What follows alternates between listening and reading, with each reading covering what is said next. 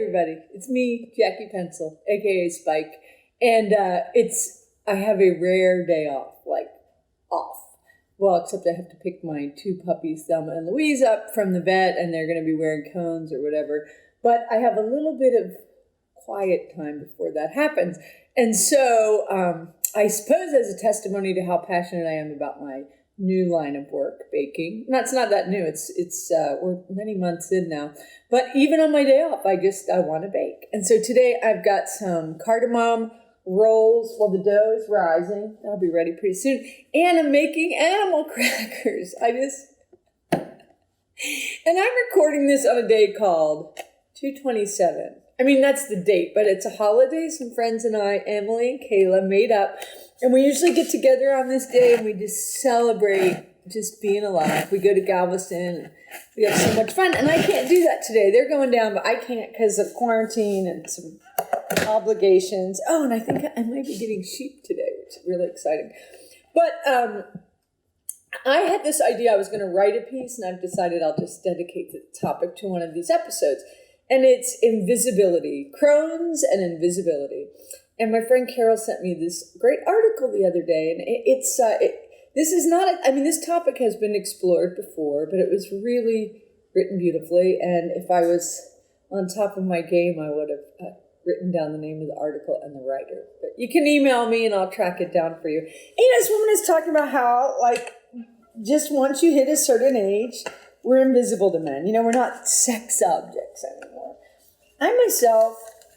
I fucking love it. Now, the one thing about me and invisibility is I have this friend, and on her 60th birthday, she said, I just went down to this spa, and I just walked in like I owned the place, and nobody saw me because I'm 60 and I'm invisible. And I said, I'm going to do that. I'm invisible too. And she looked at me and she goes, you're completely covered in tattoos. And which I often, it's not like I forget it, but they're just part of who I am.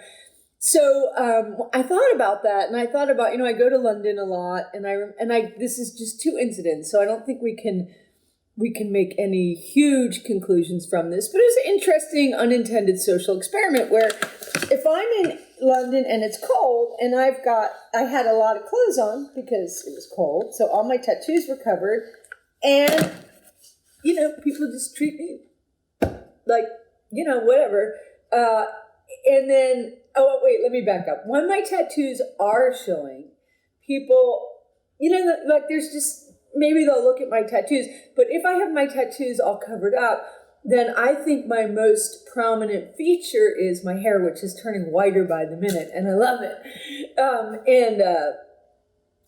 And they would just perceive me as an old lady. And this particular example is 5 years ago when I was in my early 50s. But anyway, I'm going to get the animal cookie cutters out while I'm talking here. Some nice young person offered me their seat, because, I'm old. And then in 2013, so gosh, 7 years ago, is that right? 8 years ago, I was with my friend Raz at a movie theater in London, and the kid at the counter gave me the senior discount.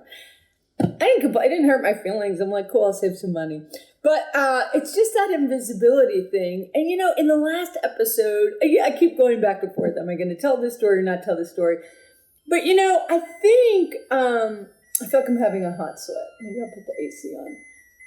I feel like there's all sorts of things. There's 2 and sometimes 10 sides to every story.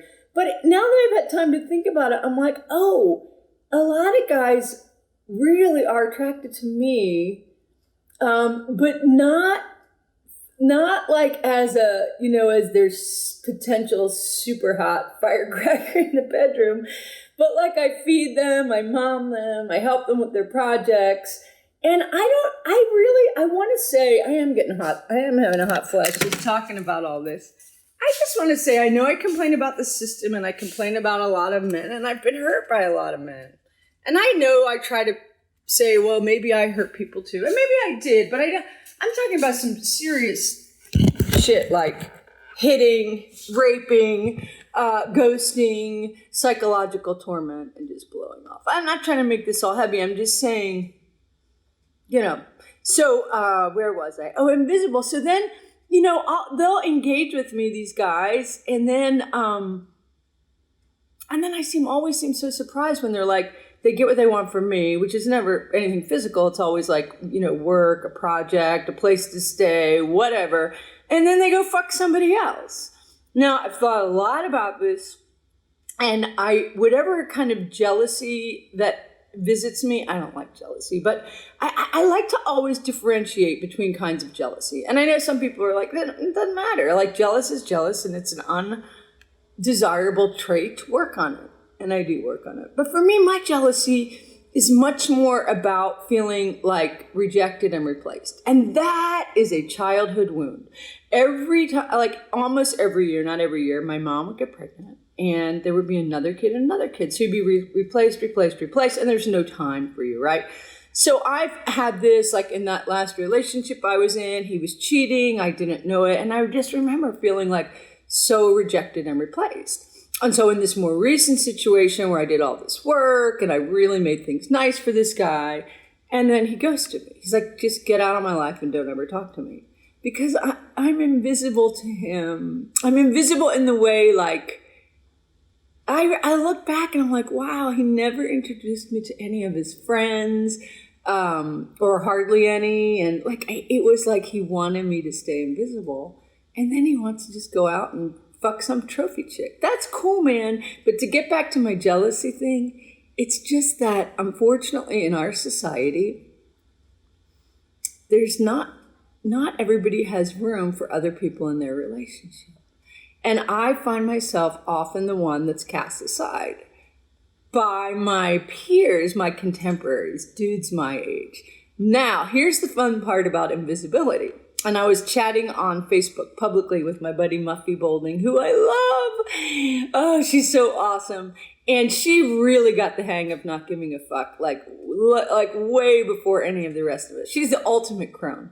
And I was saying, like, even though the article about invisibility was so good, I realized reading it, I'm invisible to men my age. I'm not invisible to men older than me, nor do I want to get involved with one. But, to the old dudes, I'm like the hot young chick. To the guys my age, they're just, not all of them, obviously, but it's just, the system encourages this, right? Like, well, you get these dudes and they're just always hooking up with young chicks. And I was that young chick once. I married a guy 18 years older than me. It was a fucking disaster. And I know there's some of these May, December things that work. Whatever, I told myself it would work. And I think it just doesn't often go the other direction. Now, my son once had a partner who was quite significantly older than him. And I know some men who have older partners. I'm talking about heterosexual. But like in my experience, overwhelmingly, these dudes, no matter what they say, that they're feminist or whatever, they always just want to go fuck some young chick. That's cool. Honestly, let's talk about this part of cronism. I don't want to go too far into it right now. I'll maybe make it a bigger topic for another episode.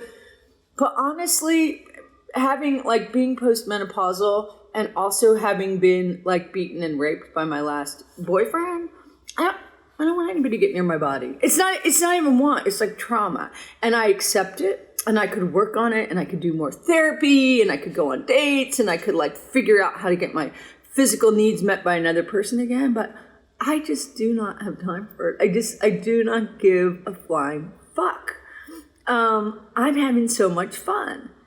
And so here we go. Visibility. I am invisible to most of my contemporary men, people, as I mentioned. I'll tell you who I'm not invisible to. My girlfriends, all these like 20 and 30 something young people that come out here to do work for me or hang out. They do a ton of work. And you know what?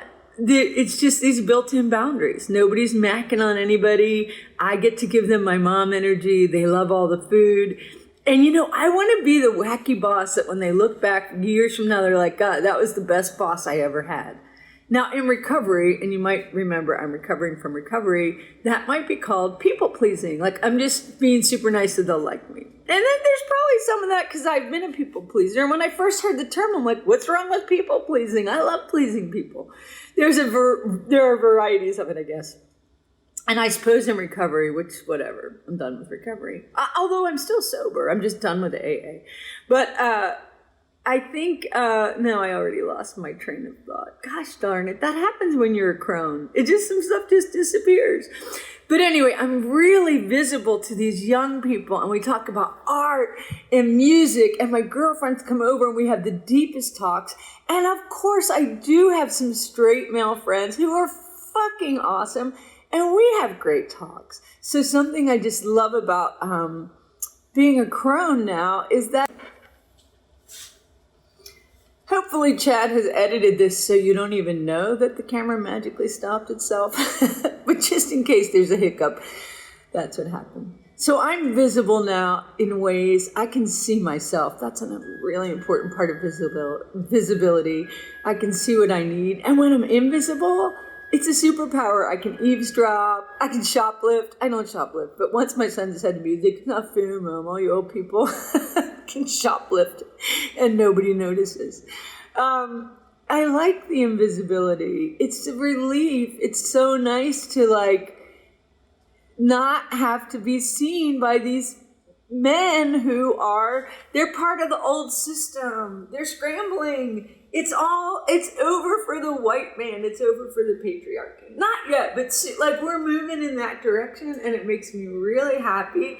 And I probably won't live to see it, but the other thing I like about being visible to the young people, they give me so much hope. They're evolved, and they're kind, and it's wonderful. So as far as being a crone and being invisible, I love it.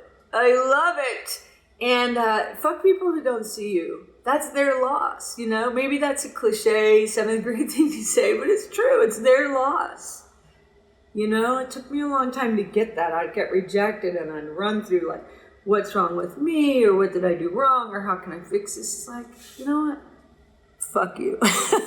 If you can't see the value and beauty of having me in your life, that's your loss.